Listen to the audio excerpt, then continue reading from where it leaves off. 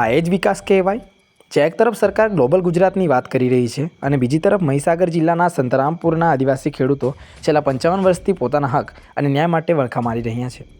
1970માં જેમની જમીન આંચકી લેવામાં આવી હતી તે ખેડૂતો આજે પણ ન્યાયની રાહ જોઈ રહ્યા છે। ગુજરાત સરકાર દ્વારા વર્ષ 1970માં કંડાણા ડેમ માટે આદિવાસીઓની માલિકીની જમીન સંપાદન કરવામાં આવી હતી। આ વાતને આજે 5.5 દાયકા જેટલા કે 55 વર્ષ વીતી ગયા।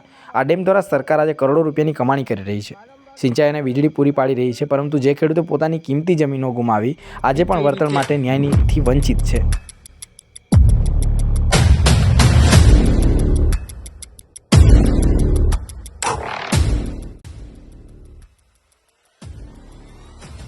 એટલે મોટા મોટા હાઇડ્રો પાવર ચાલે છે, વીજળીનું ઉત્પાદન થાય છે અને તમારી જમીન ઉપર કરોડો રૂપિયા કમાઈ રહેલા છે અને તમને વંચિત રાખ્યા છે।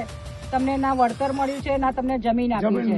વારંવાર રજૂઆત કરવા છતાં, આંદોલન કરવા છતાંય પણ અમને જમીન આપી નથી। તમે ક્યાં કોને નહીં ખબર કે કાયદો આપણી માટે છે, કાયદો આપણું રક્ષણ કરે છે, આપણે કાયદાનું શરણું લેવું જોઈએ।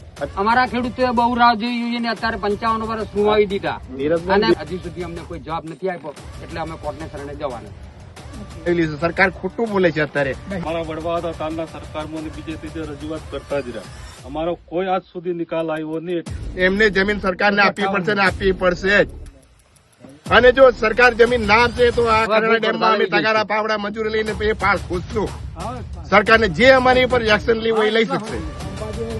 અને તમામ ગામના આદિવાસી લોકો જ છે અને તમામની જમીન કડાણા જળાશય યોજનામાં ડૂબાણમાં ગયેલી છે અને તેમને કોઈ પણ જાતનો લાભ મળેલો નથી અને આજદન સુધી અમે ભટકતા જ છીએ।